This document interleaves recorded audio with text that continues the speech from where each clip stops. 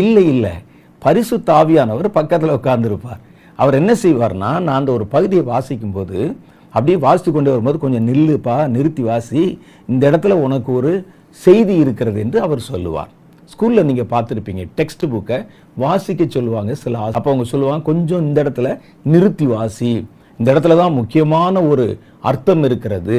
அதே மாதிரி எங்கள் வாசித்து கொண்டு வரும்போது பக்கத்தில் இருக்கிற பரிசுத்த ஆவியானவர் உங்களுடைய இருதயத்தை ஏவி அந்த வசனத்தை மறுபடியும் படி, அந்த வசனத்தை பாரு, கொஞ்சம் உனக்கு வித்தியாசமாக தெரியுதா, நிறுத்து அப்படின்னு சொல்லி ஆவியானவரே உங்களை வழி நடத்துவதை தெளிவாக உணர முடியும். இப்படிதான் பைபிள் படிக்கணும். அப்போ ஒரு அந்த வசனத்தை எடுத்துக்கொண்டு நான் என்ன செய்கிறேன், முதல்ல ஒரு அதிகாரத்தை படிக்கிறேன். அதில் கர்த்தர் எனக்குன்னு இன்னைக்கு என்ன வச்சிருக்கிறாரோ அதை ஆவியானவர் எனக்கு உணர்த்து வைக்கிறார். அந்த வசனத்தை அன்றைய தினம் என்னுடைய தியானத்தில் எடுத்துக்கொள்ளுகிறேன்.